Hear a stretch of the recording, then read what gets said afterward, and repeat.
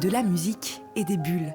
Lorsqu'il se plonge dans un livre, cet amoureux de bande dessinée passe un moment, hors du temps. Une passion qui remonte à l'adolescence, lorsqu'il a découvert cette œuvre de science-fiction. On s'évade, c'est l'esprit d'aventure, sortir du monde actuel, être dans l'imaginaire,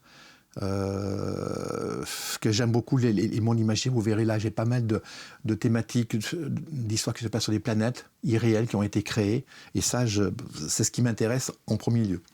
À 67 ans, Michel Cavaillé possède près de 9700 albums.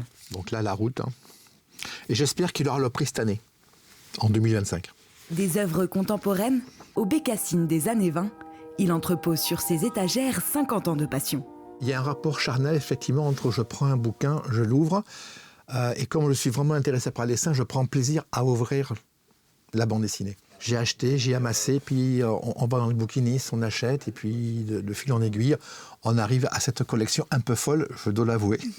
Pour continuer d'étoffer sa collection, cet amoureux des bulles marche au coup de cœur. Voilà, tu vois, ça c'est plus ancien, ça. C'est Futuro ou pas? Non, c'était un petit éditeur qui s'appelait Transvit. Oui, d'accord, oui, d'accord. Il peut chiner jusqu'à 200 livres par an. J'ai toute ma collection dans une base de données, c'est que j'ai sur mon téléphone. Donc déjà, je pars avec toute ma collection dans ma poche. Donc c'est intéressant lorsqu'on va dans les bouquinistes. Ah tiens, je regarde si j'ai ou si j'ai pas. Parce que des fois, il y a des pièges. C'est que la première page change des fois. Lorsqu'il y a des rééditions, donc des fois, il faut faire un petit peu attention. Des rééditions, mais aussi des découvertes.